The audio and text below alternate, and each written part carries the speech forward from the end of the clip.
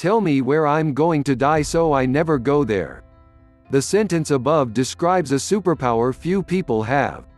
It's one I've only been able to exercise 10% of the time, but that 10% creates most of the positive results I get in my life. What's the superpower? Restraint. Success, happiness, or whatever word you use to articulate what you want, often involves what you don't do. Also, restraint from one action can be a springboard to a more useful one, e.g., talking to listening. We live in an unrestrained world. It's getting louder, angrier, more chaotic and pretentious. Which is why it's the perfect time for you to behave in the exact opposite fashion and wield these superpowers few people have.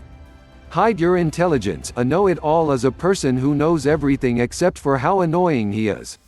Dimitri Martin. If you're a smart person, you might have the tendency to want to show it off. You want people to know you're smart. While there's nothing wrong with displaying your intelligence, the costs for showing it off too much are high. People don't like being corrected. Also, they don't want a mirror reflected on their own inadequacy. If you're in a work setting, follow one of Robert Greene's 48 laws of power: never outshine the master. Showing up your boss is a surefire way to make the relationship contentious, even if only subtly. Showing people up in general means you lack an important type of intelligence, social intelligence. If you had social intelligence, you'd know that letting other people take the spotlight makes them feel important. And they'd connect that feeling of importance with being around you. Also, paraphrasing Greene again, it's much more clever to resist the urge to display your cleverness. Move in silence. Let people think you're less intelligent than you are. It's difficult for me. I'm tempted to correct people when I hear them say something incorrect. I love talking about all the things I know. But, at times, I'll catch myself and realize that nobody really wants to know how smart I am. They want to know how I can play a role in their life that benefits them. It's almost always better to understate your intelligence than overstate it. Resist groupthink. Madness is rare in individuals, but in groups, parties, nations, and ages it is the rule. Friedrich Nietzsche. We lie to ourselves a lot. One of the main lies we tell ourselves? We think we're open-minded. On the whole, we're not. You've cobbled together an identity based on narratives. You tell yourself stories constantly, and the ones you repeat often become part of your personality. You're also prone to adopt narratives based on groups you belong to. You do this because human beings are naturally tribal animals. The problem with this occurs when you're unable to even hold views that deviate from your group's list of stances. This is what you see in the political sphere right now. No one's budging. If you're able to form your own worldview, a legitimate one should contain elements of contradictory philosophies. You'll have the benefit of not being a crazy person participating in mud-slinging contests. It's pretty much impossible to form an original worldview because you have to form it by picking up established narratives, unless you're a truly original thinker, which you're not. Just knowing how difficult it is to form untainted beliefs gives you the humility to second-guess your own opinions. The end goal? Be able to say that you've put thought into which components of group narratives you decided to adopt. And then, stay out of the herd altogether. You're going to have to sit on the sidelines while everyone else bickers. Don't even participate in the discourse. Improve your life. At the end of the day, most of what happens in your life can be seen and shaped through the lens of your individuality. No matter what group you belong to, the experiences, memories, and emotions you have are unique to you. And, you can only genuinely look to yourself to reshape any of the above. Stop caring what people think about you. You want praise from people who kick themselves every 15 minutes, the approval of people who despise themselves. Marcus Aurelius. You want to know a great trick for letting go of other people's opinions? Read a book about space or watch a YouTube video about it. Right now, I'm reading Stephen Hawking's A Brief History of Time. Here's a passage from it. Our sun is just one of the 100,000 million stars that make up our galaxy, the Milky Way. The Milky Way is only one of the many galaxies in the local group. The local group, in turn, is just one of the thousands of groups and clusters of galaxies which form the largest known structures of our universe. Now think of your place in that universe. Why so preoccupied about what will happen or what others will think when you're already essentially dead? Because human beings are the only known species arrogant enough to place themselves at the center of the universe. I do it. You do it. The less it's done, though, the freer you are. That's the thing about freedom, it's often a consequence of what you don't do. Once you decide to stop caring so much, it'll allow you to do what you want. Are you going to let other people, infinitesimal pieces of existence in the expanse of the universe, stop you from living your life the way you want to live it? Stop placing blame altogether. If it's in your control, why do you do it? If it's in someone else's control, then who are you blaming? Atoms? The gods? Stupid either way. Blame no one. Marcus Aurelius. This is about taking ownership of your mind. If you don't own your mind, someone else or circumstance will. Owning your reactions to what happens to you gives you a source of power no one can corrupt.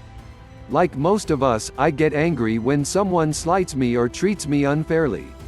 When situations don't go the way I want them to, I begin feeling sorry for myself. If I'm lucky, I catch myself and focus on the role I played in the situation. You've heard this before. It's so cliché. Why add personal responsibility to this list? Because it's really hard and goes against our nature. Also, there are times where the blame should be placed somewhere other than on yourself, but it's often fruitless. Sure, you might be able to convince the person you blamed they're wrong, but at what cost? To what degree did each of you play in the situation? You're apt to take more percentage of the victim category than you should. You might be able to bend the universe to your will and make the circumstances around you better, as opposed to just being better, but again at what cost?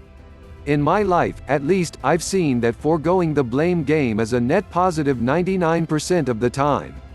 Does that mean I always accept responsibility instantly? Hell no, but being able to do it even some of the time goes a long way. Stop waiting to talk. Most people do not listen with the intent to understand, they listen with the intent to reply. Stephen Covey. Have you ever been in a conversation where it's clear no one is listening? Each person talks and the others are waiting for a millisecond of silence to jump in.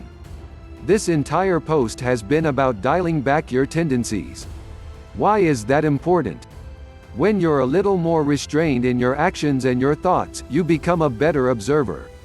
When you become a better observer, you realize that you can get further ahead by doing less. It's not easy to put that idea together at first, less outward activity equaling better results, but it's true. If you let other people talk, listen to them, and give up your need to jump into the conversation right away, everyone will love you. People love to talk. Let them. While they talk, listen. If you really listen, they'll give you all the information you want to know, their hopes, fears, desires, needs, likes, dislikes. Just sit there while they spill the tea. Then, you can do little things that make them feel like you're a great conversationalist and someone they can trust. Even if you barely talk, repeat what they said back to them, ask them a question that makes them continue to talk, genuinely highlight when they bring something up you have in common. You can use this technique in a real conversation or the conversation, the zeitgeist, blogs, and social media. Don't jump in the debate. Watch it while everyone reveals their cards. Stop letting your desires pull you in every direction. Those who act with few desires are calm, without worry or fear. Buddha books like Think and Grow Rich teach you to have an ultimate desire for wealth to get it. If you like to read about business and self-improvement like me, you see Facebook ads on how to start a six-figure business in real estate or whatever. Ambition can be good and necessary. It can also be poisonous. When I focus too much on results output, writing becomes less fun. It starts to feel like work. When I write what I think you want to read and start to pander because of a desire for clicks, the work suffers. Every time I do something I don't really want to do because I think it will help me get something I desire, I feel bad, misaligned, incongruent. The only times I've ever succeeded and felt good were byproducts of doing the work I enjoyed doing. How about you? What status games are you playing right now? What objects and circumstances are you lusting over? Are you being controlled by a desire for the output or the need to do the input? I have to remind myself constantly that I can be happy with what I have this second. And even if my life gets better outwardly, I'll adjust to it quickly and begin running on the hamster wheel all over again. Better to just do the things I love right now, and forget about the future. Stop taking everything so seriously. Outrage is like a lot of other things that feel good but over time devour us from the inside out. And it's even more insidious than most vices because we don't even consciously acknowledge that it's a pleasure.